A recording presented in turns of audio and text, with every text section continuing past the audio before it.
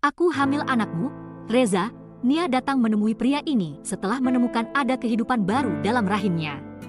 Tanpa sadar, Nia menunduk. Bahkan, tangannya bergetar menanti reaksi dari sahabat sejak SMA, sekaligus pria yang dicintainya ini. Apa kau yakin itu anakku? Kita hanya melakukan sekali dan aku dalam keadaan mabuk, kata Reza datar. Dek, lagi pula jikapun memang benar anakku, tidak mungkin aku bertanggung jawab, ucap Reza sebelum kembali berkata. Kau tahu kan aku begitu mencintai Raya? Sebentar lagi, kami juga akan menikah. Rentetan kalimat dari pria itu membuat hati Nia berdenyut nyeri. Pria itu benar-benar menolaknya tanpa berpikir dua kali. Bahkan, Reza seakan meragukan dirinya, seakan dia wanita murahan. Sungguh, Nia begitu kecewa. Namun, dia tidak dapat berbuat apa-apa. Ini semua karena kebodohannya. Begitu mudah dirinya menemani Reza yang sedang hancur saat dicampakkan Raya, hingga merenggut kesucian, bahkan menghadirkan janin tak bersalah ini. Aku hamil anakmu, Reza. Nia datang menemui pria ini setelah menemukan ada kehidupan baru dalam rahimnya. Tanpa sadar, Nia menunduk. Bahkan, tangannya bergetar menanti reaksi dari sahabat sejak SMA, sekaligus pria yang dicintainya ini. Apa kau yakin itu anakku? Kita hanya melakukan sekali dan aku dalam keadaan mabuk, kata Reza datar. Dek, lagi pula jikapun memang benar anakku, tidak mungkin aku bertanggung jawab, ucap Reza sebelum kembali berkata. Kau tahu kan aku begitu mencintai Raya? Sebentar lagi, kami juga akan menikah. Rentetan kalimat dari pria itu membuat hati Nia berdenyut nyeri. Pria itu benar-benar menolaknya tanpa berpikir dua kali. Bahkan, Reza seakan meragukan dirinya, seakan dia wanita murahan. Sungguh, Nia begitu kecewa. Namun, dia tidak dapat berbuat apa-apa. Ini semua karena kebodohannya. Begitu mudah dirinya menemani Reza yang sedang hancur saat dicampakkan Raya, hingga merenggut kesucian, bahkan menghadirkan janin tak bersalah ini. Klak, tamparan keras dilayangkan Anwar pada Nia. Wajah pria itu mengerut merah. Apa ini, Nia? Siapa ayah anak di kandunganmu? Tubuh Nia bergetar hebat. Seumur hidupnya, Anwar tidak pernah memarahinya.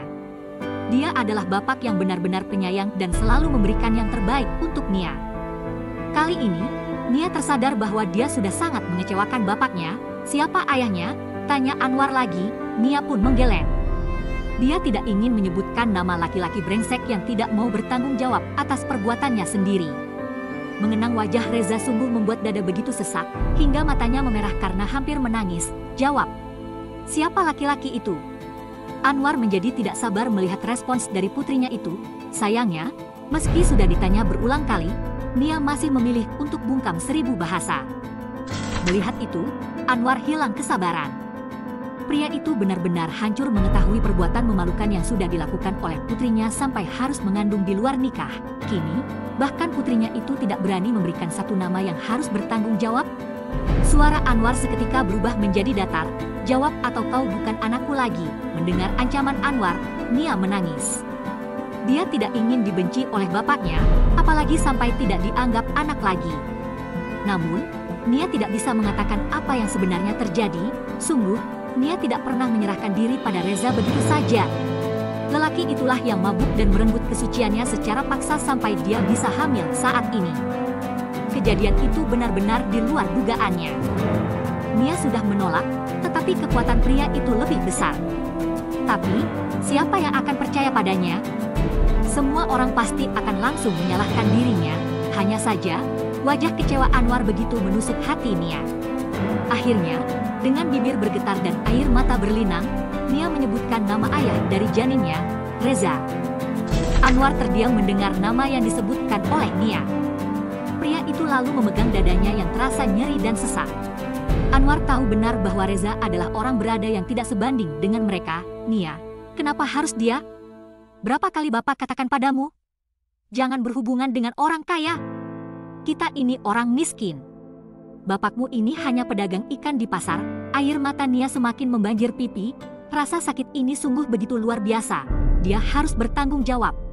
Dengan cepat, Anwar menyeret Nia ke rumah Reza untuk menemui kedua orang tua Reza dan meminta pertanggungjawaban atas janin di rahim putrinya. Di depan pintu gerbang tinggi ini, keduanya berdiri. Bapaknya menghadap rumah besar di hadapannya dengan tatapan sulit diartikan. Kemudian, pria itu melihat Nia yang berdiri di sampingnya. Hatinya begitu gundah memikirkan nasib anaknya setelah ini. Sesaat kemudian, dia pun menarik paksa tangan anaknya untuk masuk ke sana dan disambut oleh tatapan meremehkan dari Liana. "Ibu Reza, siapa kalian?" Liana menatap penampilan dua orang asing yang memasuki rumahnya.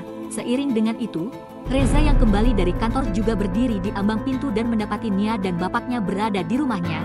"Saya ingin meminta pertanggungjawaban. Anak saya hamil." Dan Reza adalah ayahnya, papar Anwar dengan perasaan penuh luka. Anwar yang miskin harta, tetapi tidak dengan harga diri. Namun, kali ini harga dirinya sudah diinjak-injak karena kelakuan putri yang disayanginya. Namun, tidak apa. Saat ini, mengesampingkan perasaan hancurnya, Anwar rela ke sini demi anaknya mendapatkan pertanggungjawaban. Liana terkejut mendengar apa yang dikatakan oleh pria asing di hadapannya, kemudian melihat seorang wanita yang tidak lain adalah putri dari pria itu, Reza. Liana seakan membutuhkan jawaban dari putranya. "Apa mungkin kamu mau tidur dengan gembel ini?" Menatap Nia saja, dirinya jijik. Apalagi masuk ke dalam keluarganya. Rasanya sangat mustahil sekali. Belum lagi, Liana sudah memiliki calon menantu yang luar biasa dan dari kalangan berada. Mungkinkah harus berganti dengan wanita miskin di hadapannya ini? Tidak, Liana tidak akan mau menikahkan putranya dengan Nia. Untungnya, jawaban putranya sesuai dengan harapan. "Tidak, aku bukan ayahnya. Lagi pula, tahu siapa?" Reza benar-benar terlihat tidak pernah mengenali Nia, sehingga Nia pun tersentak. "Nia, katakan, apa benar lelaki ini ayahnya?" Anwar pun kembali bertanya pada Nia, dan dijawab dengan anggukan kepala oleh Nia. "Heh, kalau bicara, jangan asal. Kami bisa melaporkan ini pada polisi, ya. Kalian ini orang miskin, tapi berani-beraninya memfitnah anak saya," sergah Liana penuh kemarahan. "Reza, katakan pada ibumu bahwa ini benar anakmu." Kini, Nia yang sedari tadi diam saja, akhirnya berbicara dan memohon pada lelaki yang sudah menabur benih di rahimnya itu. "Nyonya, ini memang anak Reza." Terang Nia lagi sebab Reza hanya diam, seakan tidak mengakui. Liana pun maju selangkah dan melayangkan tangannya pada wajah mulus Nia, hingga tubuh kecilnya terlempar ke samping seiring dengan layangan tangan yang begitu kuat tepat mendarat di pipinya. "Lancang sekali kau berbicara," seru Liana semakin bertambah emosi. "Reza." Nia menatap Reza berharap memberinya sedikit saja bekas kasih. "Aku sudah mempunyai calon istri. Raya adalah wanita yang aku cintai. Kau ini siapa?" Reza mengangkat bahunya seakan tidak peduli sama sekali. Nia mengusap wajahnya mendengar jawaban Reza yang lagi-lagi membuatnya terluka. "Kau itu siapa?" tanya Reza lagi. Kini, pria itu tersenyum miring menatap penampilan Nia, sendal jepit, dengan rok span berpadu kaos oblong. Satu lagi yang ingin membuat Reza tertawa, rambutnya yang dikepang. "Memang ini zaman apa? Kau itu bukan levelku." Reza tertawa terbahak-bahak meremehkan Nia. Nia kehabisan kata-kata untuk berbicara lebih jauh lagi. Semua begitu mengejutkan. Hari ini, dia benar-benar melihat wajah asli pria yang dicintainya. Jangankan untuk bertanggung jawab, mengakui saja tidak. Yang ada, hanya hinaan yang diterima oleh Nia. Gadis lugu itu tidak menyangka bisa menjadi korban kebejatan seorang pria yang tidak bertanggung jawab. Kini bapaknya sendiri mungkin sudah menganggapnya sebagai wanita murahan. Ini begitu menyakitkan. Nia begitu terluka, tertusuk dalam jantung tanpa darah itu jauh lebih menyakitkan. Sakit di wajahnya tidak sebanding dengan sakit di hatinya.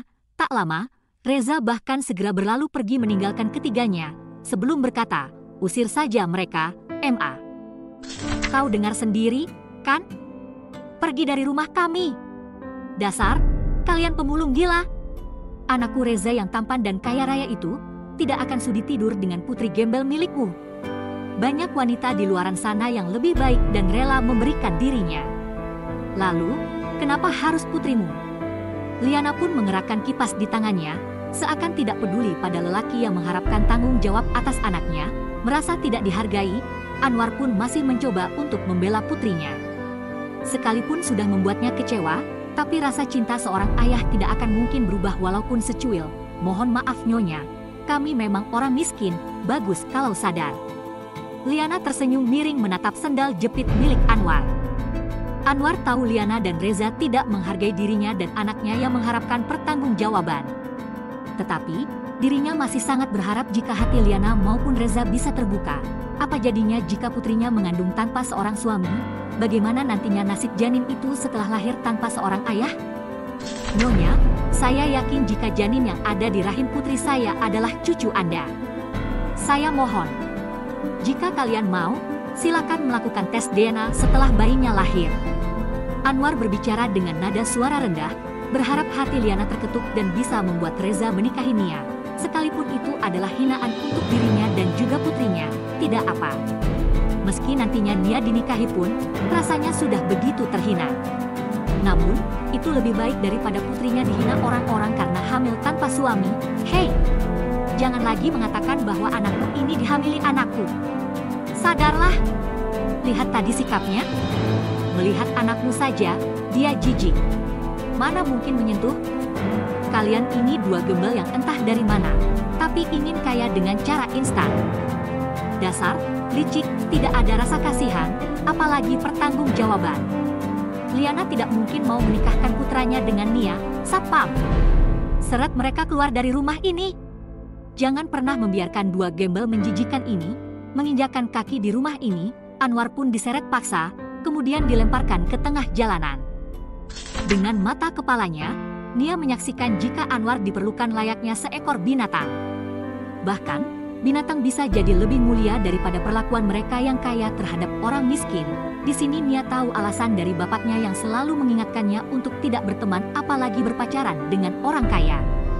Namun, semua terlambat. Sesaat kemudian, giliran Nia diseret paksa oleh Satpam. Dari ujung matanya, Nia dapat melihat ada mobil yang melaju dari arah barat, sedangkan Anwar masih berada di tengah jalan. Kakinya yang terbentur pada batu membuatnya sulit untuk bergerak. "Bapak!"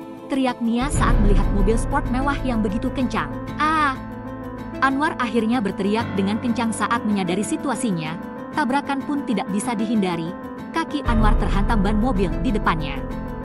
Liana juga ikut menyaksikan semua itu dengan jelas dari ambang pintu. Sesaat kemudian, pemilik mobil pun turun. Ternyata, itu adalah Chandra Winata, ayah dari Reza. "Mampus!" Liana berseru dan tersenyum puas melihat penderitaan Anwar yang sudah lancang menghinanya. "Mama, kenal mereka?" Chandra pun bertanya langsung kepada istrinya. Dia ini gembel yang ngaku-ngaku sedang mengandung anak dari Reza. "Pak," jelas Liana pada suaminya. Chandra pun menatap pakaian lusuh Anwar, berlanjut seorang wanita yang tengah menangis memeluk ayahnya. "Cih, orang susah. Kalau begitu, menyingkirlah kalian," sergah Chandra Winata penuh kebencian. Tadinya, dia ingin meminta maaf pada orang yang tabraknya. Namun, ternyata dia adalah orang gila yang bermimpi untuk menipu keluarga mereka. "Terakhir kali, kami peringatkan, ya, jangan pernah datang ke sini. Apalagi, Reza akan menikahi calon istrinya yang jauh darimu. Raya adalah calon menantu kami, anak pengusaha tambang batu bara. Kau siapa? Berkacalah." Puas menghina Nia, Liana pun berlalu pergi bersama dengan suaminya. Mereka masuk ke dalam rumah tanpa peduli pada lelaki yang tengah menahan sakit akibat tabrakan yang dilakukan oleh Chandra. "Bapak!" Nia menjerit sambil memeluk Anwar, berharap ada yang bisa menolongnya.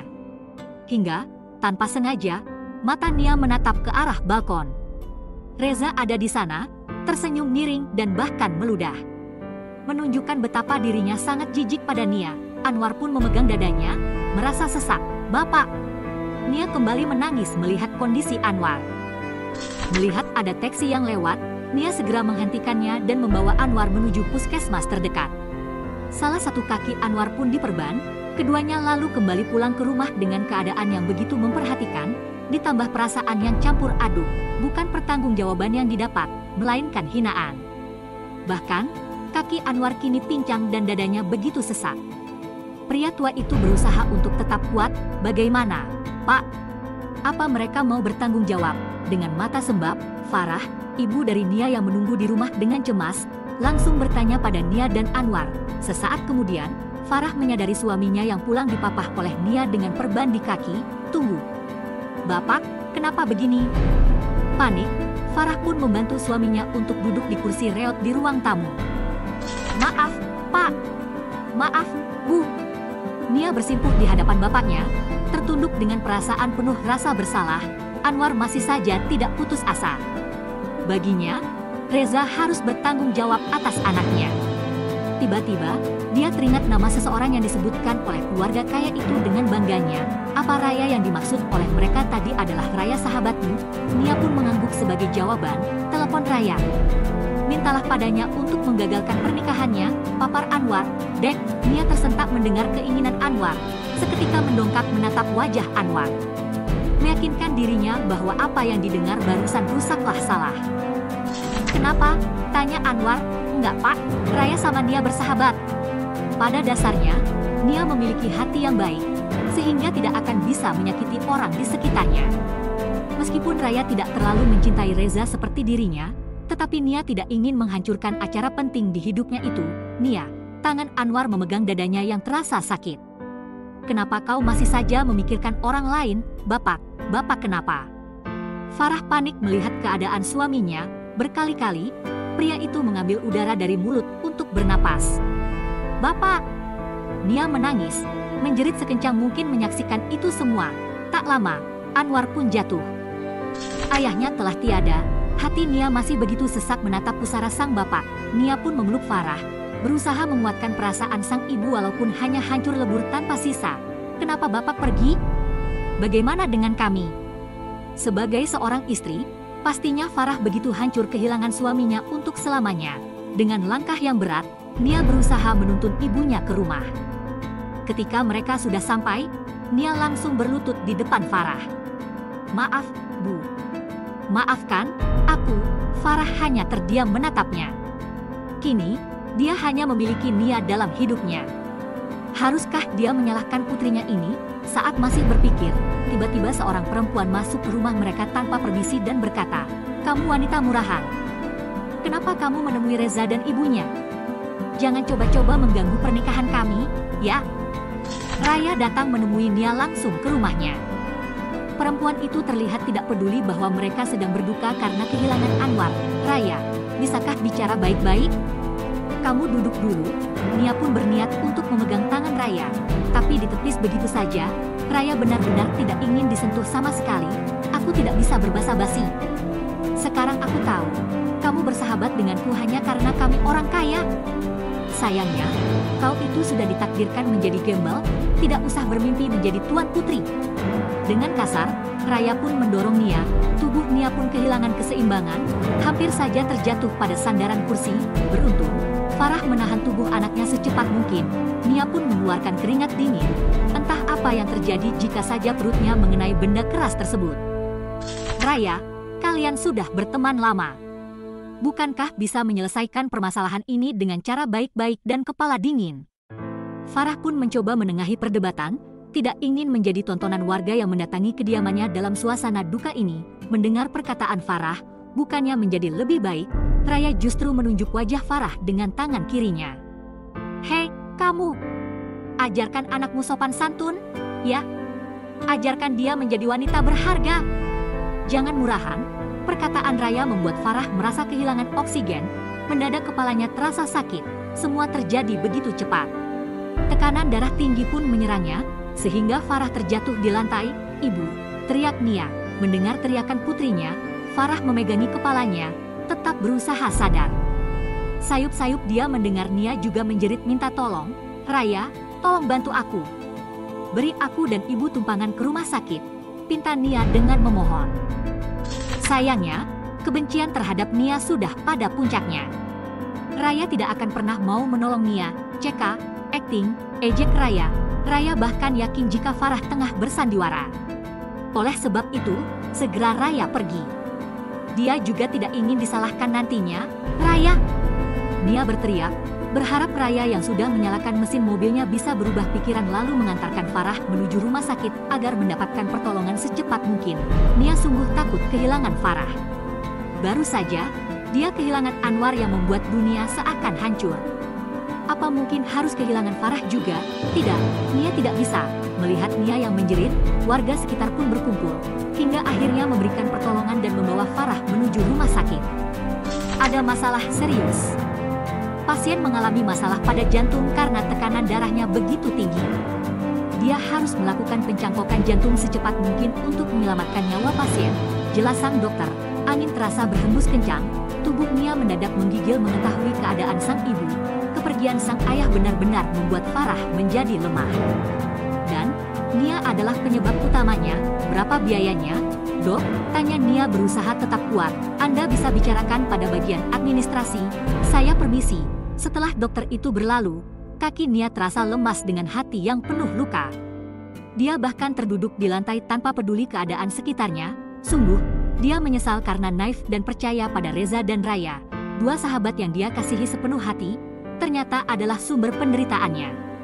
Saat Nia sibuk memikirkan perasaan mereka, keduanya bahkan tidak peduli sama sekali.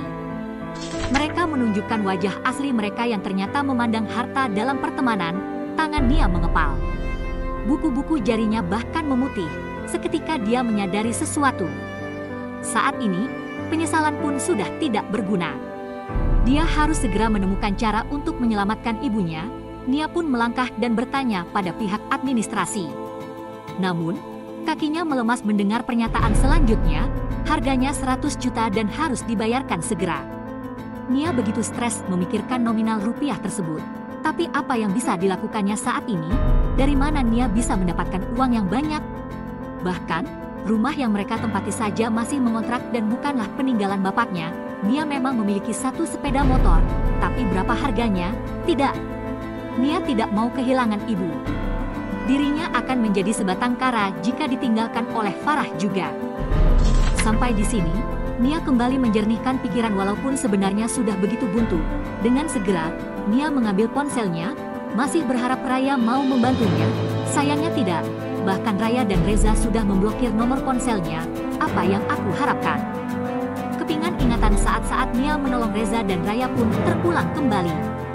Saat-saat Reza terpuruk karena Raya meninggalkan tanpa alasan, datang dan pergi dengan sesukanya. Aku mencintainya Nia, aku sangat mencintainya. Reza memeluk Nia, meminta sedikit kehangatan agar dapat tenang dalam perasaan yang penuh kerinduan. Sebagai seorang sahabat yang berhati tulus, Nia pun memberikan pundaknya, berharap Reza bisa segera pulih kembali seperti sedia kala. Nia memberikan pundaknya untuk Reza bersandar, hingga pria yang tengah terpuruk karena ditinggalkan oleh kekasihnya tersebut bisa bangkit kembali. Begitupun dengan Raya. Saat dirinya ingin kembali pada Reza, Nia yang dijadikan alat. Sahabatnya itu memohon pada Nia untuk menolongnya menjadi perantara antara dirinya dan Reza. Namun, Nia terlupakan setelah keduanya bersatu kembali. Mereka bahkan bersamaan menghina dirinya, mengkhianati persahabatan tulus ketiganya.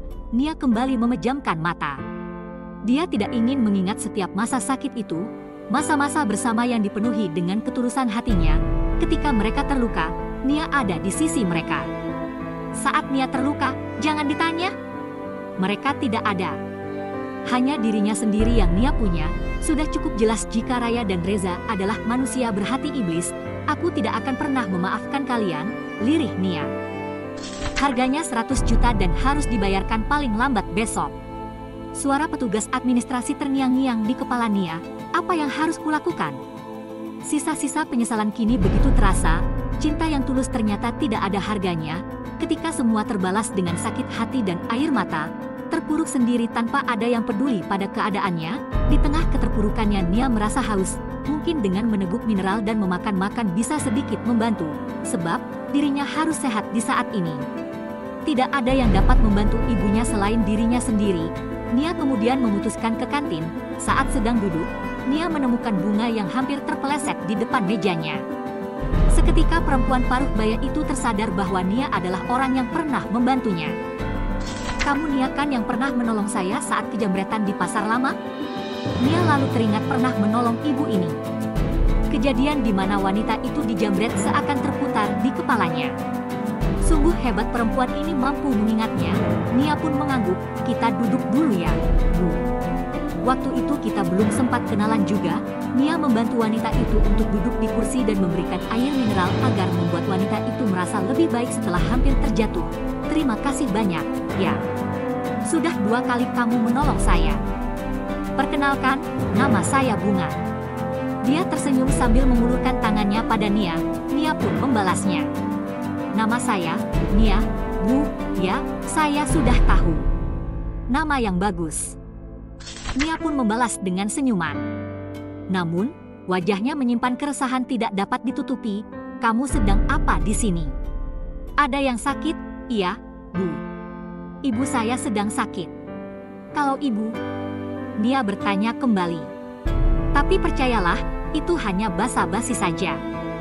Pikirannya sedang terkuras habis memikirkan nominal rupiah yang cukup banyak baginya demi pengobatan sang ibu.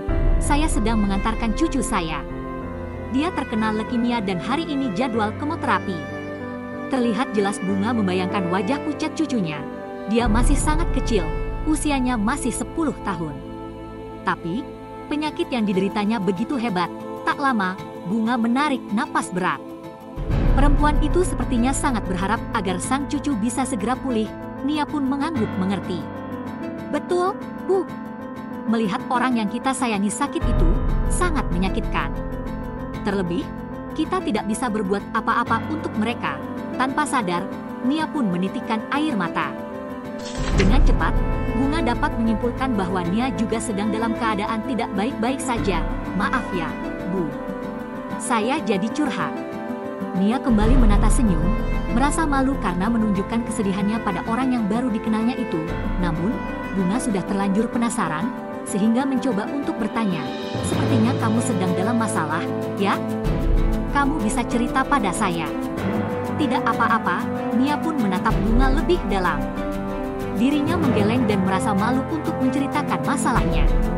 Namun, Nia lagi-lagi menitikkan air mata, membayangkan wajah Farah yang pucat dan harus segera mendapatkan pertolongan. Sayang, semua terhalang biaya. Bunga memberikan tisu pada Nia untuk menghapus air mata yang terus turun begitu saja. Maaf ya, Bu. Saya tidak tahu kenapa air mata ini terus saja tumpah. Tutur Nia di sela-sela mengusap air mata yang menetes tanpa hentinya. Cerita ke saya saja. Siapa tahu, kamu bisa lebih lega. Setelah menimbang, akhirnya Nia pun mengatakan bahwa ibunya membutuhkan biaya yang tidak sedikit. Kemudian, Bunga bertanya berapa jumlah biaya yang dibutuhkan. Nia kembali terdiam tanpa ingin mengatakan. Lagi-lagi, Bunga pun memujuknya, hingga akhirnya mengatakan jumlah uang yang dibutuhkannya. 100 juta, Bu. 100 juta, ya, kata Bunga seakan menggantung. Baiklah. Kalau kamu mau, saya bisa melunasi semuanya. Mendengar itu, Nia begitu terkejut. Wajah Nia yang tertunduk pun kini menatap Bunga, bingung, apakah telinganya tidak salah mendengar, apakah terlalu stres membuat pendengarannya pun jadi terganggu. Saya serius. Bunga kembali bersuara agar Nia tidak kebingungan. Kali ini, Nia yakin telinganya benar-benar tidak rusak. Bunga benar-benar mengatakan bersedia. Bu. Ibu, serius? Tanya Nia dengan suara terbata-bata. Masih tidak percaya bahwa Bunga bersedia membantunya. Iya. Sampai ibumu benar-benar pulih, tegas Bunga kembali. Nia pun segera bangkit dari duduknya dan bersimpuh di kaki Bunga, sehingga Bunga terkejut melihatnya. Apa yang kamu lakukan? Bangun! Bunga benar-benar tidak menyukai apa yang dilakukan oleh Nia. Duduk, Nia, perintah Bunga. Terima kasih, Bu. Cepat-cepat Nia mengusap air matanya dan kembali duduk. Tapi, saya punya syarat, apapun syaratnya, saya siap. Bu.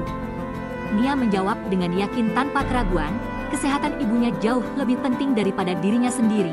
Tidak peduli harus berkorban apa, jika Farah saja bisa berkorban nyawa untuk melahirkannya, maka kenapa Nia tidak mau berkorban nyawa untuk Farah? Baiklah. Aku akan segera mengurus operasi ibumu. Ya, Bu. Apapun syarat dari ibu, semuanya akan saya lakukan, Bu. Sekali lagi, terima kasih atas bantuannya. Tidak usah mengucapkan terima kasih berlebihan. Lagi pula, ini ada harganya. Nia pun mengangguk cepat, dirinya hanya membayangkan sebentar lagi ibunya akan tertolong, mata indah ibunya akan terbuka kembali. Sungguh, tidak ada yang lebih indah selain wanita yang dipanggil ibu. Kamu benar-benar tidak mau mengetahui syaratnya? Atau, mungkin kamu ingin bernegosiasi terlebih dahulu? Bunga pun ingin memastikan bahwa Nia benar-benar siap dengan syarat yang diajukannya. Bu Bunga, ibu saya harus segera mendapatkan penanganan. Apapun syaratnya, tidak akan saya tolak. Nia meyakinkan Bunga bahwa dirinya benar-benar membutuhkan uang demi kesembuhan ibunya, yakin tidak mau mendengarkan syaratnya. Bunga pun mengulang pertanyaannya, memberi Nia kesempatan terakhir untuk berpikir. Nia menggeleng cepat. Dirinya benar-benar yakin, tanpa ada keraguan sedikit pun, baiklah. Kalau begitu, saya akan segera urus pengobatan ibumu. Kesepakatan antara keduanya pun terjadi. Terlihat Bunga kini melangkah menuju bagian administrasi diikuti oleh Nia. Operasi berjalan lancar. Kita hanya perlu menunggu Nyonya Farah sadar untuk pemeriksaan lebih lanjut. Tak lama setelah pengumuman dari tim medis, Nia kembali didatangi dan ditagih Bunga untuk menepati janji untuk mengikuti syarat perempuan tua itu. Namun, Nia tidak menyangka bahwa dirinya harus menjadi istri untuk anaknya yang duda beranak satu. Bahkan, semua keperluan pernikahan telah disiapkan oleh Bunga di rumah sakit. Bagaimana perempuan itu dapat melakukannya? Saat sedang menunggu pengantinnya, Nia tiba-tiba terkejut setelah melihat siapa yang menikahinya. Pak Dion? Ucap Nia tanpa sadar. Pria berwajah tampan di hadapannya adalah Dion Abraham Winata, paman dari Reza. Tunggu, bagaimana mungkin ini terjadi? Bapak, yakin menikahi saya? Mengingat betapa hinanya Nia dan keluarga di mata keluarga Reza, bukankah seharusnya Pak Dion juga sama, menurutmu? Jawab pria itu datar, tidak peduli dengan kegundahan hati Nia. Pernikahan mendadak itu segera dilaksanakan di rumah sakit meski Farah masih terbaring lemah. Nia begitu syok dengan semua ini, Dion yang begitu dingin, ternyata menuruti perkataan Bunga. Berbanding terbalik dengan anak Dion yang awalnya tidak menerima pernikahan ini, Dila cuma mau mami Dila saja. Melihat itu, Bunga menggelengkan kepalanya dan menekan Nia untuk mendekati cucunya. Dia juga menyuruh Nia untuk bersiap ke kediaman Winata, bersiaplah kalian bertiga harus satu mobil. Mata Nia membulat, terkejut, satu mobil, Bu? Tanya Nia kembali dengan suara bergetar. Tidak ada keberanian untuk itu. Terlebih, wajah lelaki itu sangatlah datar. Sesaat Nia kembali mengingat kejadian beberapa waktu lalu, Nia memasuki lobi kantor dengan terburu-buru. Melihat jam yang melingkar di pergelangan tangannya, sekalipun mengenal baik Reza yang menjadi manajer, tapi Nia tidak pernah memanfaatkan kedekatan mereka. Terburu-buru, Nia sampai menabrak dada seseorang, brak, aduh. Nia terjatuh dan meringis. Nia mendongkak menatap pria tersebut lalu bangun dengan sendirinya. Meneguk saliva dengan pahit setelah mengetahui siapa orang yang barusan ditabraknya, Nia tidak tahu apakah dirinya masih bisa bertahan menjadi oge setelah ini karena yang ditabraknya adalah Dion Abraham Winata. Meski Nia tidak tahu pasti tentang pria tersebut karena dia hanyalah karyawan rendah, tetapi dari gosip yang beredar, tidak ada satupun karyawan yang berani menatap pria dingin tersebut.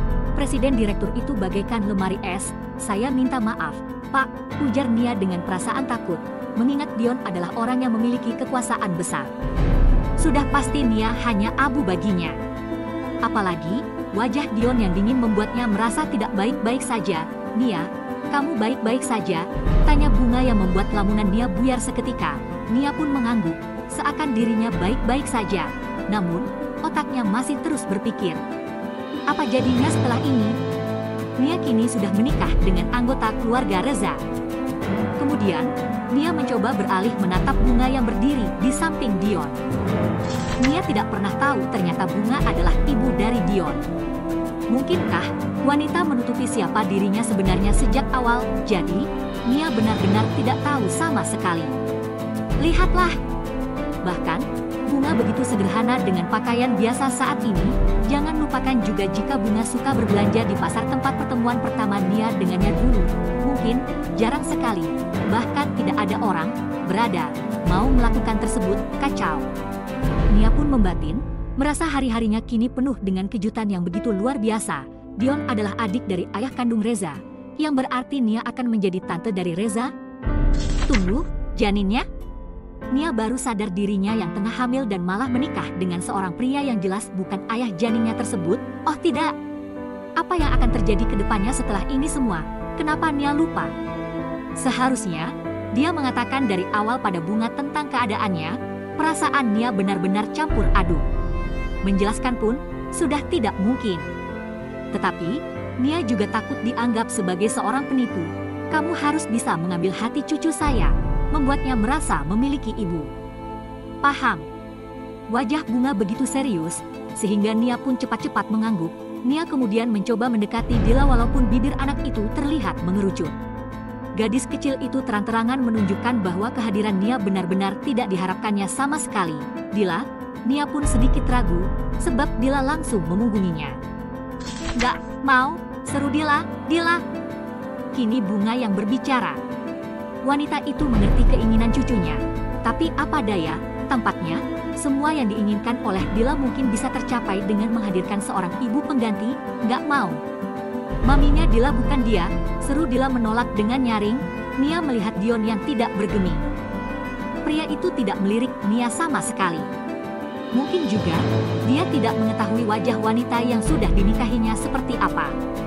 Nia tidak tahu, baru beberapa saat Nia melihat Dion, ternyata Dila sudah berlari secepat mungkin walaupun sebenarnya tenaganya tidak seberapa.